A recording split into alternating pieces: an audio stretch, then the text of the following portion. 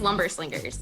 Each podcast, we will be bringing you relevant and useful industry information, including interviews with top lumber professionals and discussion of current events in the industry. Whether it be lumber grading, industry and market trends, or who's who in lumber, we hope to extend your current tally on industry knowledge.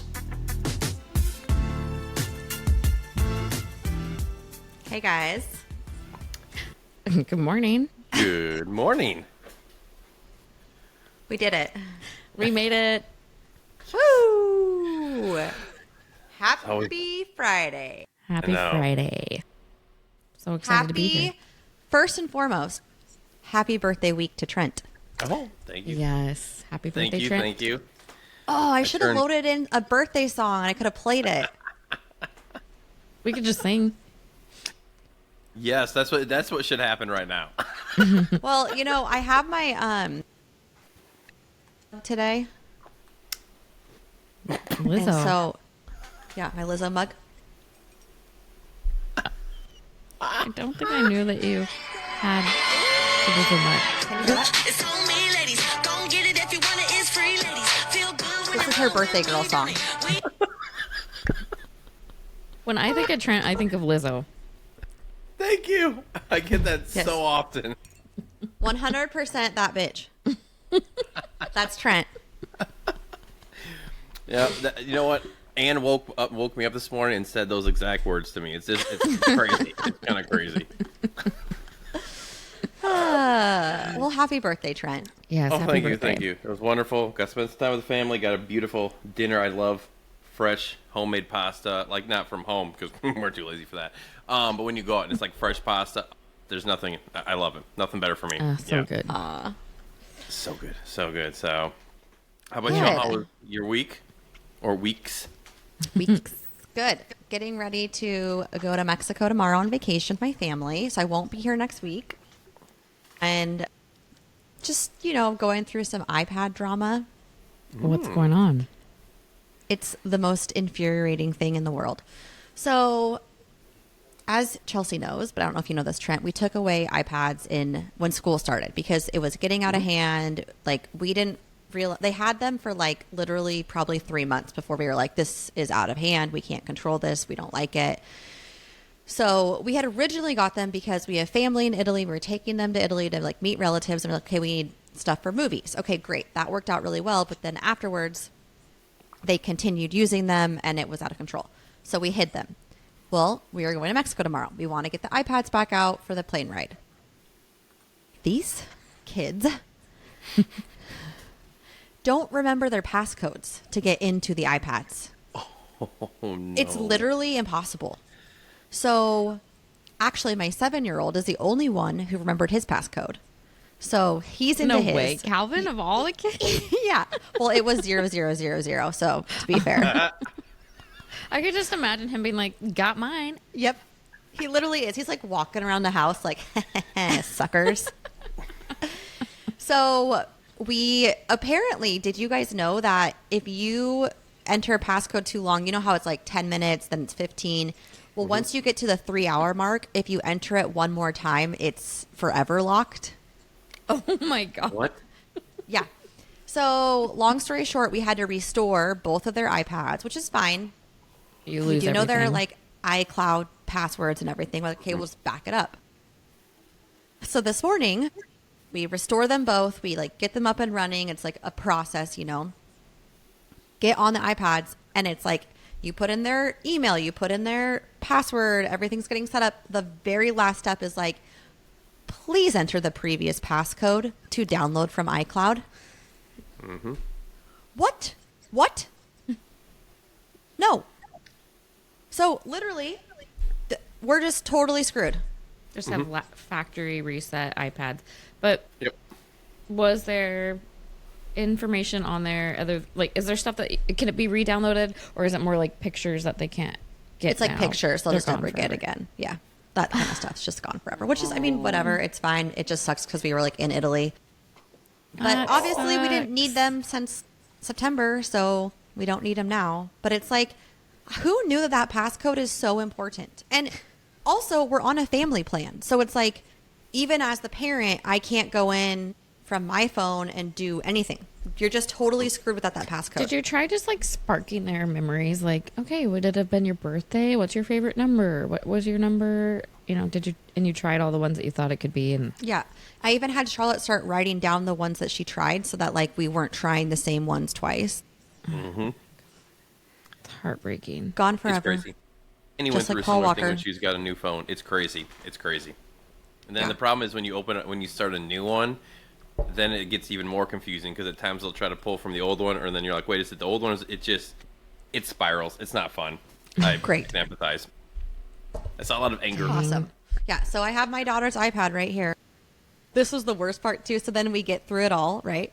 It's this morning. It's before 7 a.m. And we used to have the iPads locked down you could only have them from 7 to 7. So it's like, we're trying to figure it out. And then it's like, it needs a screen time passcode, which is different than the actual passcode. Is that And- your passcode? Do you have that? It's not mine for my phone. It's just another passcode. I was like, is this a joke? And then luckily you can reset the screen time passcode from the parent's phone. So like that part was actually fine, but it was just like, it's crazy. So now this time I know you guys have everything written down. Yes. Everything. So when is they get written down. when you get back from Mexico, are you taking back Sunday? Are you taking Yes. back the iPads? They don't know that yet though. So Don't let them listen to this. I mean, they're gonna hopefully they have such a habit of not being on their iPads that they're just like moved on and having fun in Mexico, playing in the sand, doing all the things. I hope so. It was so too. like this morning once Henry, my oldest, got his iPad back. It was, I kid you not, like immediately the same behavior. I was like, Yeah. no. It's always like they want to buy stuff. Like they want to do in-app purchases. Like they want to buy coins or like stupid bullshit. And so he's like, I'm finally like at my computer. He's like coming in. He's like, here's $8. Can you approve my Roblox request? Like, leave me my alone. God. No. Look at. He's like, I'm just gonna leave it on your desk. I'm just gonna leave the money on your desk so that you can approve it later.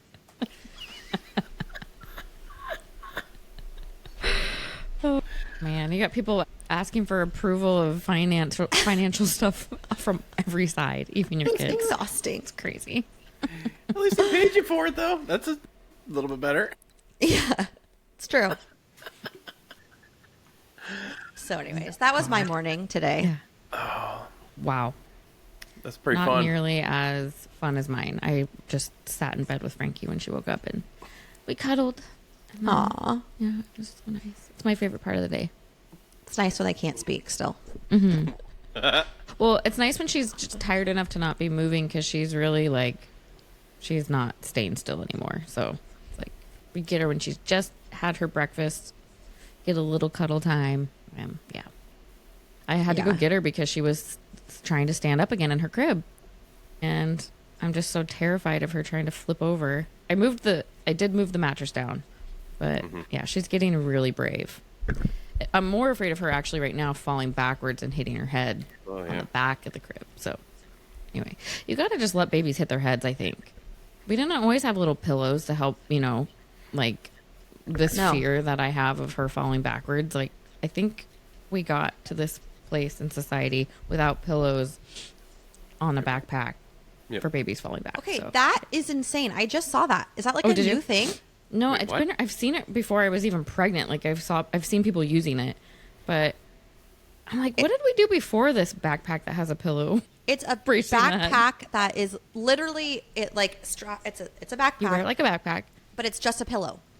Yeah, and the pillow comes up and over the head. It kind of So it's reminds me the- of like a infant life vest. You know how like the infant yeah. life So the vest baby's comes like up. walking around with, and I'm like, I was thinking last night, I was like, I want to get that for Frankie, and I was like, but why? Why do I need more things? I just don't want more things in my house. Also, And like, aren't you supposed to learn that like when you to not fall fall, backwards. it hurts, so then exactly. you don't want to fall again? Yes. It's, Yeah. I mean, yeah, you gotta have some resilience. I mean, I remember when the first time Quinny fell, she was running at me at a baseball game for my nephew, and she saw me. She was so excited, and she ran, tripped, and smashed her head first, and you could hear her head hit the concrete. That's It the was worst sound. awful. But I mean, and she lost it for a while. But I think that helped hurt temporarily to be more careful. So, I mean, to your point, I think you need to have something, because if you insulate them too much, then they're, Right. you know, I mean, you got to learn. I mean, you learn what not to do by doing it to an extent, especially when you're kids. Mm-hmm. Yeah, that's crazy. exactly. Can't protect them from everything. Can't. Not even tariffs. Not even Yes. tariffs. Wow, what a great segue. Should Did we you guys talk like about that tariffs? transition? Oh, that's a great one. Oh my gosh, so smooth, so smooth. Nope, they can't. They can't. You gotta, you know, They have to experience the tariffs. they do. So, you know, less toys from China for her. So, yes. Or maybe more. We'll see. Maybe we load up on them now. So, well, how's everything in your world with that? I mean, like, from what the people I've spoken with, obviously people are monitoring them. It's a huge story as it goes on. But I mean, so far it seems like people are not doing the chicken little sky is falling type thing that I've seen, which I think is very good. I know we've talked about this in the past of, you know, leading by example, and I feel like a lot of people have heeded that advice so far. You know, I mean, and it's also hard because things can change on the drop of a dime. I mean, as we saw the other week, you know, everything was going, then it's like, well, now there's a pause, you know, for things, you know. So, I mean, it's also sector to sector where it depends on stuff. And, I mean, with us, we got the double whammy, as we've mentioned before. So, it's like, I don't know. How are y'all feeling about it?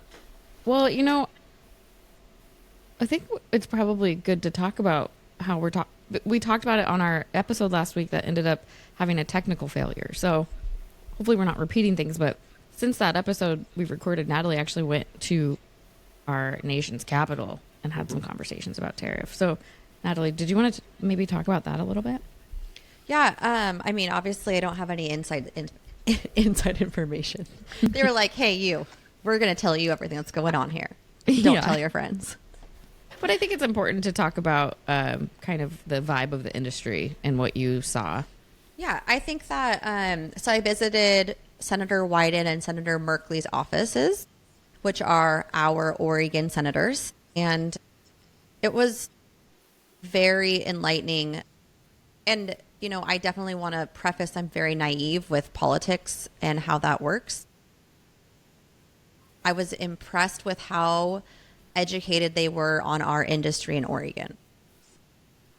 I thought I was going there to like tell them like, hey, we've had mill closures, we don't have infrastructure, like blah, blah, blah. And actually they already knew all about that. So that made me feel better, made me feel a lot better. I was like, okay, so you're very aware of what's going on. You're very aware of why we have mill closures. And it was really an eye-opening experience. We talked about the softwood duty. We talked about everything. It's all just talking in circles, and there's no resolutions yet. So we'll see. We'll see. Yeah. But as to your point about panicking, I feel like everyone's exhausted of panicking because I feel like for the month of February, everyone panicked all month. And the month of March, everyone panicked all month. And I think that people are exhausted of panicking. I mean, you can only panic so many times, right? Like to the point where you just start to get numb to it. And then you're like, meh, whatever. Like, you know, when they were like, oh, there's aliens. Remember how many times they like said, we're going to release alien news. And then they didn't. And then they did. And they didn't. And then they finally did. And then everyone's like, oh, whatever. Yeah, we're all desensitized to it now. Yeah, desensitized. That's the word I was looking for. That's what I feel like about the tariffs. So I don't know, but I'm reading this book and it's older and it was talking about the election when it was Trump against Hillary. And it's really interesting because it applies to today. And it basically just says like the reason that the tariffs work or the tariff talk has worked so well under Trump is because that you have to believe that he's crazy enough to actually do it. And I think everyone believes that. Whereas like if this were Hillary or Biden or whoever else, it would take like 4 years to get through Congress and to do it the correct way and like get everyone on board. And it would be like from a economist perspective versus Trump, who is coming from a business perspective. As long as it works, as long as people believe he's actually going to do it, because nobody knows how truly like crazy he is to maybe do it or not do it. You know what I mean? Mm-hmm. Yeah, that's true. I thought it was really interesting. No, it reminds me of It's Always Sunny when he's like, wild card. I don't know if you ever watched that show. It's like literally what it is, though. It's just you don't know. I mean, it's the lack Yeah, of it's like stability. a wild card.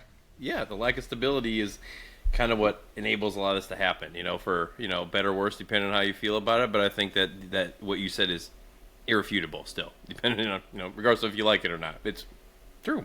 I mean, Yeah, I you think you just saw don't that know even unless this you're gonna first do it. term with like international stuff. You saw that as well. Where people are like, "Ooh, will he do what he's saying, or what's I mean, so yeah. So The Yeah. book's I mean, called Alchemy, FYI, by Rory Sutherland, if anyone wants to read it. Shout out to Ian at our office for recommending that. well, I think that the interesting thing with the tariffs also is, I mean, you see other countries kind of in different areas, not just Canada and China, but like even the EU. They're talking about stuff like we had an article about the pulp and paper industry where they're just kind of speaking out loud now to literally like releasing like to people, just trying to figure out like kind of get their viewpoint out there. I think is the thing. I mean, you see a lot of these people who you don't usually necessarily hear from, where they're like, hey, like this is kind of what our worries are, and I think there's a lot of value to that because it helps educate the public and everyone else to kind of understand these things more, which I think that's important because I think like we spoke about this before about who pays the tariffs, like things like that, like there's simple things that people don't know that they just kind of are learning from a news source, and you don't necessarily you hear the high level stuff, but you don't understand all the intricacies and what these things mean for different areas, and what that means subsequently for you. So I think that there is a lot of good in that to hear from these different groups and these different people, and have it more publicized so people can kind of understand the supply chain more, because I think since COVID, there's been a huge renewed interest in, where our stuff comes from, how it's made, what goes into what. And I think that's all very, very important for consumers to understand, just because, being ignorant about it, I don't think is a positive thing across the board. So, I mean, the more people are educated about, lumber and lumber byproducts, whether it be pulp and paper or just straight, whether it be like logs or even, just, any sort of a product, remanufactured or not, it's, I think, beneficial, if not immediately down the line for more education on how the benefits of them as well. But I mean, you got to get all this out there somewhere or another, and I think it's a good starting point to educate people. And it's a lot of education. I mean, it's things we've never heard of before.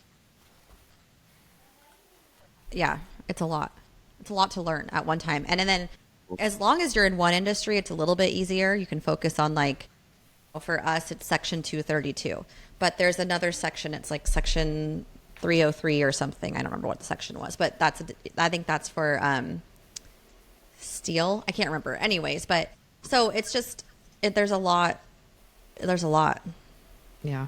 And I think that's why at the end of the day, when people who are in politics, like if you're in politics, the rest of us actually have other jobs and like have to keep commerce going. Okay, being in politics is a job. I'm not like minimizing that, but I'm saying it's hard to keep up with. And I can see why many people get discouraged and just say, like, they put their hands in the air and they go, it is what it is. You know what I mean? Right. Like, it takes really, somebody who's highly motivated to get involved on another level politically and make an impact. So thank you, Natalie, for visiting our great capital and doing your part for our industry. Yes. And if you haven't done it, you should do it. If you're going to be in DC, it's a great opportunity.